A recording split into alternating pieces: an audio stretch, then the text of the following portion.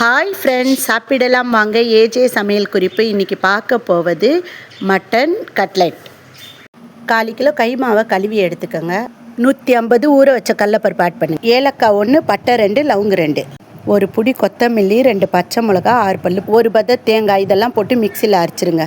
இதெல்லாம் இதில் ஆட் பண்ணி 1/2 ஸ்பூன் மஞ்சள் பொடி, 1/2 ஸ்பூன் மிளகா பொடி போட்டு 1/2 கிளாஸ் தண்ணி போட்டு 4 விசில் விட்டுருங்க.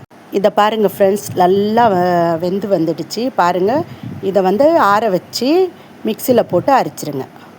இந்த பதத்துக்கு அரைச்சிட்டு இதில் ஒரு முட்டையை ஆட் பண்ணுங்கள். நல்லா பிசைஞ்சிருங்க. 100 பொட்டுக்கல்லையே தூள் பண்ணி வச்சு அதோடு கொஞ்சம் கொஞ்சமாக ஆட் பண்ணி நம்ம வடை பதத்துக்கு நல்லா பிசைஞ்சு எடுத்துக்கோங்க. வடை மாதிரி தட்டி எடுத்து பொரிச்சிட்டிங்கன்னா சுவையான கட்லெட் ரெடி. ட்ரை பண்ணுங்கள், ஷேர் பண்ணுங்கள், கமெண்ட் பண்ணுங்கள், லைக் பண்ணுங்கள் ஃப்ரெண்ட்ஸ். மறக்காமல் சப்ஸ்கிரைப் பண்ணுங்கள்.